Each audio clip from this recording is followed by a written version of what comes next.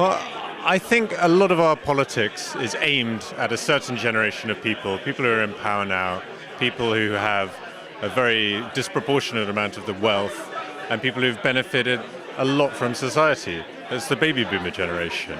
There's a lot of them, and the game is rigged in their favour. And I think a lot of them don't realise perhaps the legacy that they're handing down to their children, that they can't afford. They can't expect the same kind of advantages in housing, in jobs, in social services, education, healthcare that our parents have enjoyed. Are there any particular examples of the way intergenerational injustice is affecting you? Me personally, well, I can forget about ever affording my own house, which is something that my parents took for granted. I think back when my parents were my age, it would have been the average house in this country was around 3 times the average income.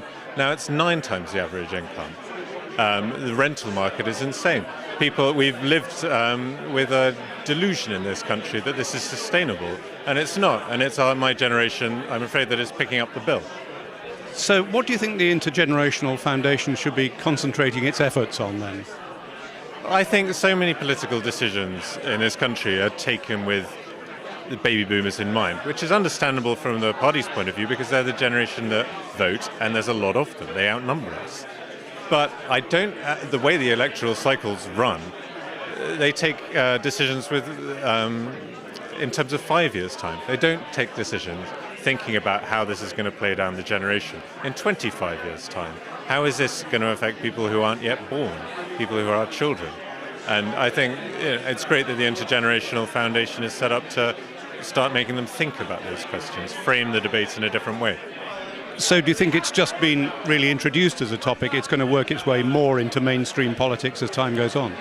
It's certainly something that I've been writing about a lot for the last 3 years or so.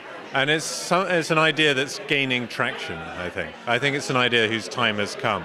We're so used to dividing society on a horizontal level between the present rich and poor.